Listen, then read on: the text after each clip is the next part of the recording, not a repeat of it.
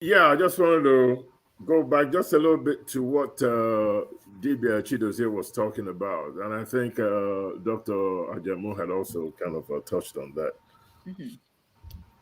This fight for emancipation were twofold, Mm-hmm. right? The Jomo Kenyattas and the Mandelas, and then there's the Zikiwes and the Marcus Garveys and the Kwame Nkrumahs. We're dealing with physical emancipation of the African. We got to Yeah. get rid of the imperialists Mm-hmm. for self-governance. Mm-hmm. Also understanding that the mind also needed to be emancipated. Mm-hmm. So you have the Pan-African mindset, Mm-hmm. Godianism, Ido National Church, the spiritual wing of the NCNC, NCNC being the political wing, Mm-hmm. Godianism being the spiritual wing of it. They understood that. But the first step was the physical emancipation. Once you're physically emancipated and you have self-governance, then perhaps you may be able to now establish institutions that will deal with the mental emancipation of the African.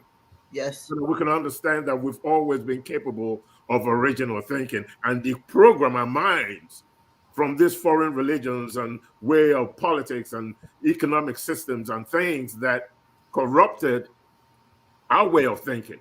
Mm-hmm. It doesn't mean that you don't evolve with the rest of the world. There's something called cross-cultural pollination, right? Where you borrow Mm-hmm. things from other cultures and add to yours, but you don't throw the baby out with the bath water. Mm-hmm.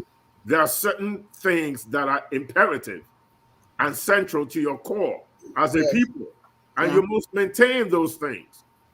It doesn't mean that things that worked for you 1,000 years ago is relevant today. After all, it is said that science is the Mm-hmm. enemy of Mm-hmm. religion.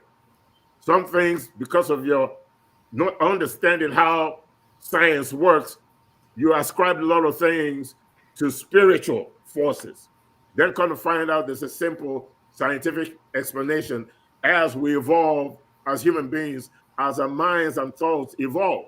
Yes. What's happening today is we accomplished the first part of this emancipation, which is the physical emancipation, and then we now embark on the mental emancipation of the African. And somewhere along the line, we got stuck. We're still not emancipated up here. We're still justifying our worth by standards that are not of our own choosing. Our God does not look like us. We don't see any value in who we are as a people. We don't see that edifice as an imperative for the next generation. We don't understand that what we build today will be lauded 1,000 years from now. Mm-hmm. We don't understand that history is infinite. It doesn't matter where it starts, when it starts. Mm-hmm. History can be a second. How do you say? The time frame can be a second. Yesterday is history. Mm-hmm. This morning is history. It's gone. Mm-hmm. What you do now will be lauded in the future. You just need to understand why you need this exercise, why it is important that we toot our own horn just like every other world culture has been doing. When you look at history, like Dr. Chiedozie was saying, it's not all about what you read in the book. You could experience history just by Mm-hmm. looking at history, just by looking at something. I can Mm-hmm. appreciate Egyptian history just by looking at the pyramids. It doesn't have to be in the book. I can appreciate Roman history by looking at the Colosseum. It doesn't have to be in the book. I can appreciate Chinese history by looking at the Great Wall of China. It doesn't have to be in a book. Obi Obasi, Obi Obasi. Obasi is community. Hakimi Bro just put a question up there. Obi Obasi, Obasi is a place of worship. Obi is a place where people gather to worship. Obi Obasi or Obasi, which is a place of worship Oha, which is the community. This is the place of worship for the community. That's all that means, America. But anyway, going back to my point, it is important that we understand that we make history. Our minds need to be emancipated. The reason why we don't have the Felas anymore, the reason why we don't have the Bob Marleys anymore, the reason why we don't write like Chinua Achebe, Wole Soyinka, is because we are now trying to satisfy our Western economic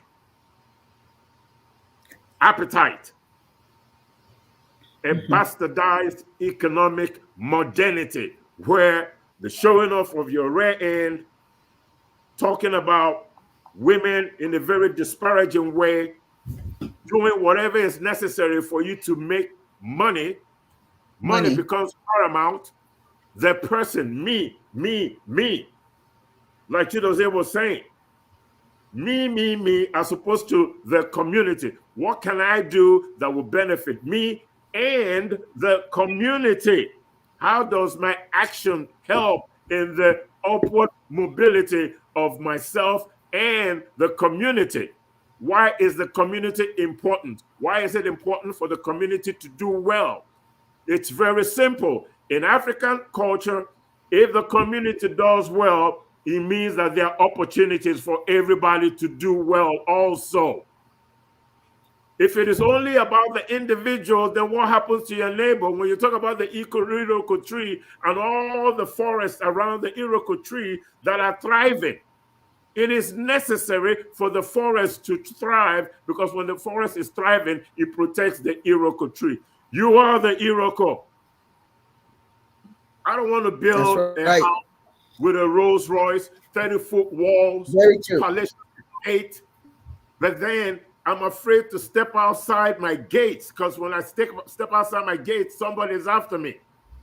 I want to be able to drive my Rolls Royce, build my palatial estate, and when I step outside, I am happy to know that the people around me also have the same opportunity to get what I have. That's what's important. If you go into a fight, you don't go into a fight with your fingers open like that. When you bring your fingers together, you will strike a mighty blow. Maya Angelou. This is what we need to be like the fist. They're African American. They're African on the mainland. They're African in the Caribbean. They're African in Europe. They're African in Asia. We need to come together so that we could strike a mighty blow and build an edifice that glorifies our history, our culture, our religion, and our ancestors for the next generation.